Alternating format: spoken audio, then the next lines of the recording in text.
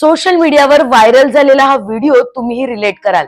यामध्ये एक लहान मुलगा त्याच्या आईचा गळा दाबतोय। त्या आईनं ना त्याला रोखलं ना त्याला मारलं। का बरं असं केलं? अहो, बायकांवरती सहन करण्याचे संस्कारच झालेत ना। पण लक्षात ठेवा, जो हात गळ्यापर्यंत गेलाय तो कुठपर्यंत जाऊ शकतो ते। बरं मला सांगा, बायकांनीच का सहन करायचं?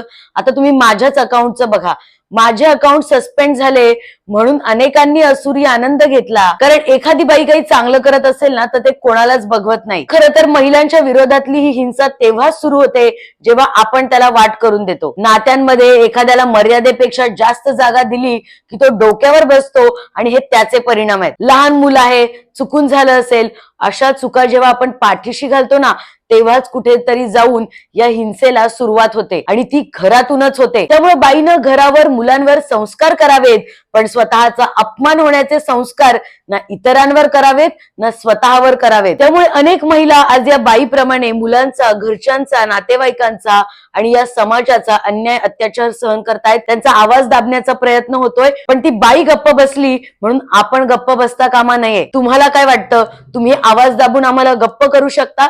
तर तसं मुळीच नाहीये। आणि ही लढाई फक्त तिची किंवा माझीच नाहीये, तर प्रत्येक महिलेची आहे।